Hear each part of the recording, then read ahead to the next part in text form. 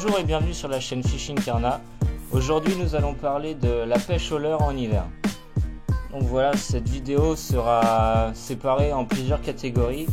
Mon matos que j'utilise, les animations utilisées et les leurres que j'utilise. Donc voilà, c'est parti. Canne et mes moulinets. Donc voilà, moi je pêche avec une Tenryu injection SP73M. Donc Tenryu, c'est un petit bijou, c'est pas donné, mais la résonance dans la canne est extraordinaire. Si je peux vous conseiller, si vous avez un peu de sous à dépenser, achetez une Tenryu. Montez sur un petit moulinet Shimano Stradic en 2500. Voilà, ça suffit largement. Donc avec cette canne, je peux lancer du 5,28 grammes. Mais avec Tenryu, vous avez souvent une grosse réserve de puissance. Et moi, je monte je lance des leurres qui pèsent environ 50 grammes avec ce genre de canne. Ça, c'est ce que j'utilise pour mes gros leurres, pour la pêche au brochet. Et voilà, c'est ma canne que j'utilise le plus souvent.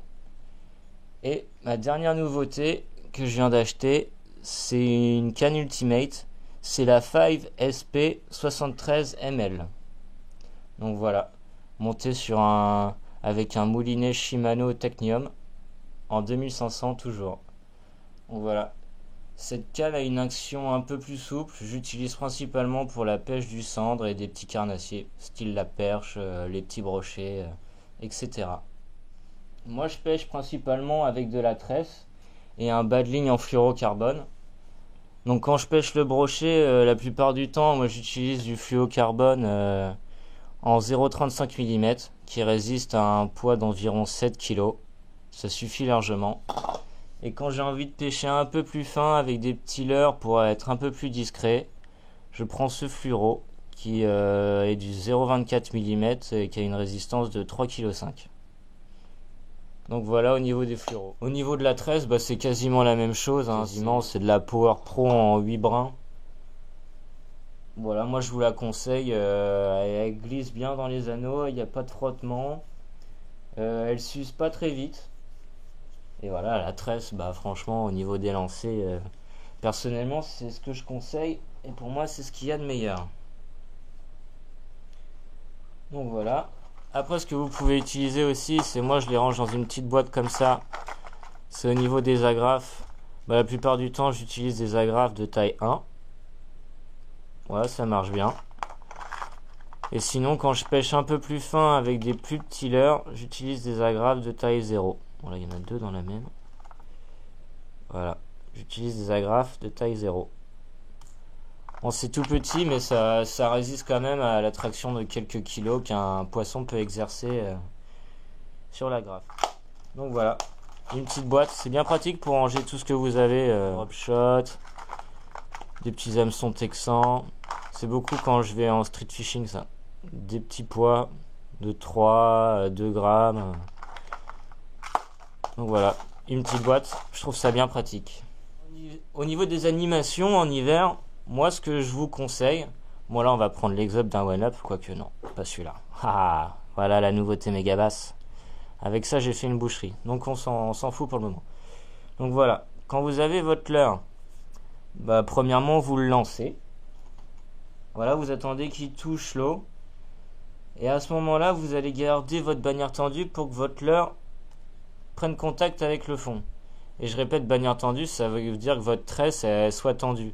Qu'au moment de la descente, si un poisson vient vous attaquer, ne pas rater la touche avec votre fil qui serait détendu si vous n'avez pas rabaissé votre pick-up par exemple. Donc voilà. Une fois que vous avez pris contact avec le fond, vous faites 2-3 twitch. Donc votre poisson va monter comme ça.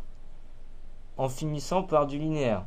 2-3-4 tours de manivelle lentement. Voilà, pour finir par du linéaire, pour reprendre contact avec le sol un peu plus loin. Et ainsi de suite. 2-3 twitch. Hop, pour finir par du linéaire, pour reprendre contact au sol. Donc avec cette technique, moi j'ai de bons résultats. Certains pêcheurs vous diront mais non, c'est pas comme ça. Parce que tous les pêcheurs ont un peu leur technique. Mais donc voilà, moi ce que je vous conseille c'est ça. Bannière tendue, vous lancez votre leurre, vous attendez qu'ils prennent contact avec le fond. Après 2-3 twitch, hop, hop, votre leurre remonte un peu, se décolle du sol, pour finir gentiment par du linéaire, pour reprendre contact avec le fond. Pendant 2-3 tours de manivelle, et ainsi de suite. Ma deuxième animation que j'utilise, c'est pareil, c'est vous lancez votre leurre, vous prenez contact, toujours bannière tendue pour pas rater des poissons au moment de la descente. Et après vous alliez en moulinant très doucement des petits twitch. 1, 2, 3, linéaire, 1, 2, 3, linéaire, et ainsi de suite. Là sans forcément reprendre contact avec le sol. Mais toujours en étant vraiment au fond de l'eau. Parce que en hiver, les poissons, c'est là qu'ils vont se cacher. Après, les leurres que j'utilise. Là, on va pouvoir le présenter, celui-ci. Il s'agit du Renegade Worm. Alors, il l'appelle Worm, mais bon, il y a un paddle, une caudale, donc je sais pas pourquoi Megabass, ils l'ont appelé comme ça. Voilà. Le Renegade Worm de chez Megabass. Ça, c'est une tuerie. Il existe en une petite dizaine de coloris. C'est fraîchement sorti, c'est nouveauté 2016. Il est dans le catalogue Ultimate. Voilà, c'est là-dedans que je l'ai découvert. N'hésitez pas à le consulter, vous avez vraiment de très beaux articles à l'intérieur.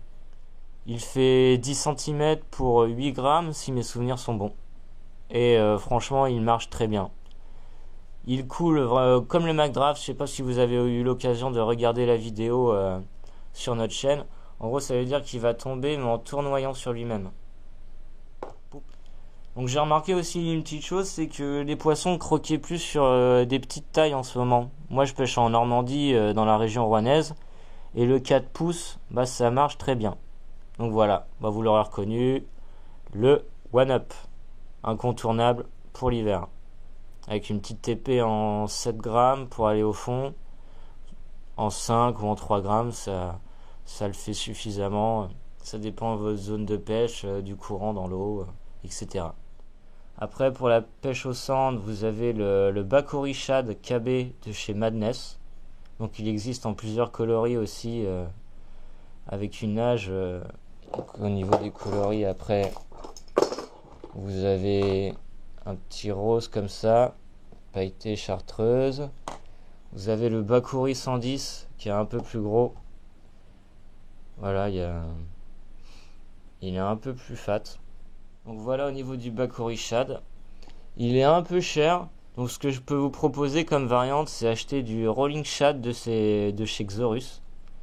C'est un très bon leurre aussi.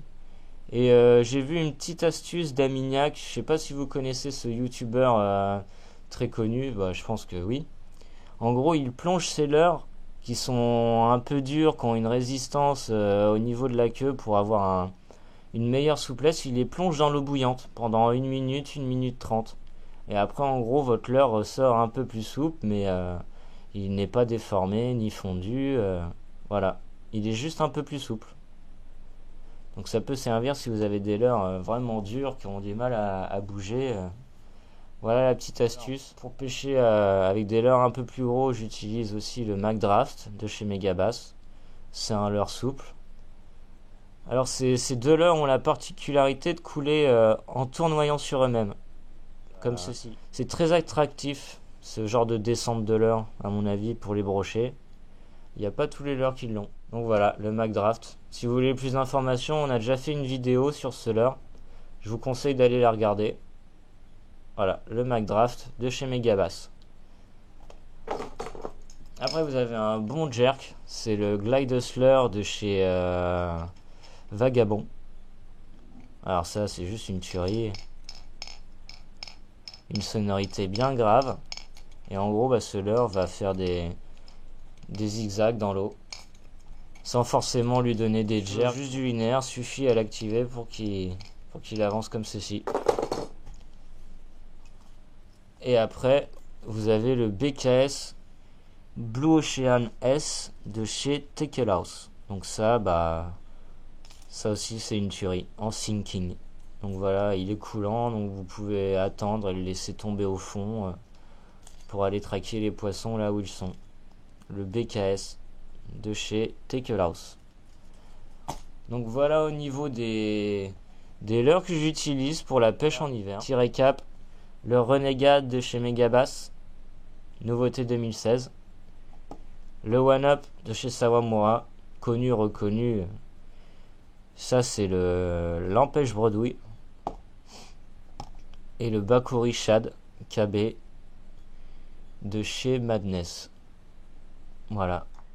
Donc voilà. Mon matériel de pêche, les animations, mon matériel que j'utilise pour la pêche en hiver. Bon après Ultimate ou Tenryu, toutes les personnes n'ont pas forcément les moyens de se payer ce genre de matériel. Mais sinon on a tous commencé quelque part. Voilà, moi je la garde toujours, ma relique.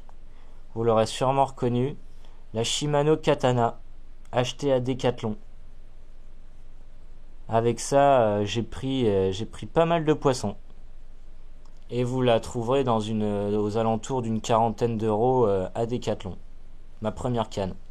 Avec le manche en liège et tout ça, je l'adorais celle-là. N'hésitez pas à laisser vos commentaires en bas de la vidéo. Posez-nous des questions, j'essaierai d'y répondre le mieux que je peux. Voilà. Bon, c'est les conseils d'un amateur qui... Enfin, d'un amateur. Je pêche depuis 3 ans, donc ma pêche commence à se confirmer, mais bon. C'est toujours le même principe. J'adore apprendre et j'adore partager, donc voilà. A bientôt tout le monde, et bonne pêche à tous. Salut!